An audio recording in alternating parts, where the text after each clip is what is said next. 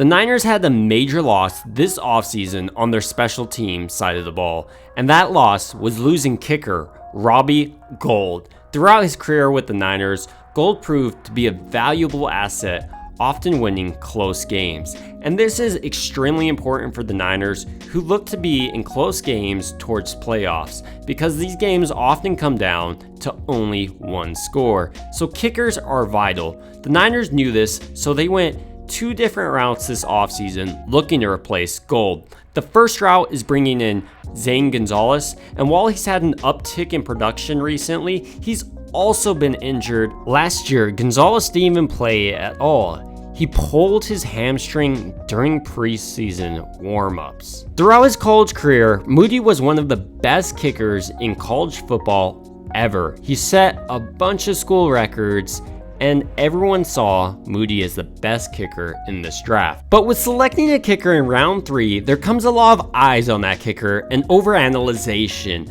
during OTAs, rookie minicamp, and even preseason. Recently, Jake Moody and Zane Gonzalez both were kicking field goals in front of the media, and this is how they fared.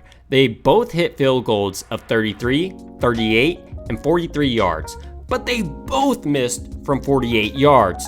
And everyone is acting like this is the end of the Niners season. But for me, this is an extremely long field goal in the game. I mean, Robbie Gould really didn't kick too many of long field goals like this. They also both missed. And let's not forget, this is just OTAs during the spring.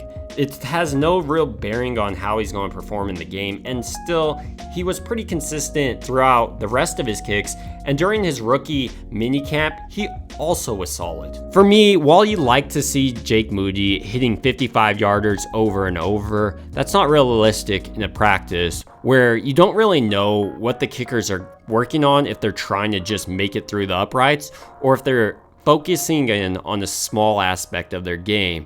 So that aspect's what they're focusing on. So if they miss a couple of kicks in practice, it's not necessarily the end of the world, as they may be refining their craft. So those are just my thoughts on why this Jake Moody missing a field goal is getting a little bit blown out of hands. I know he's a third-round selection, but I don't think missing a 48-yard field goal in OTAs is that significant.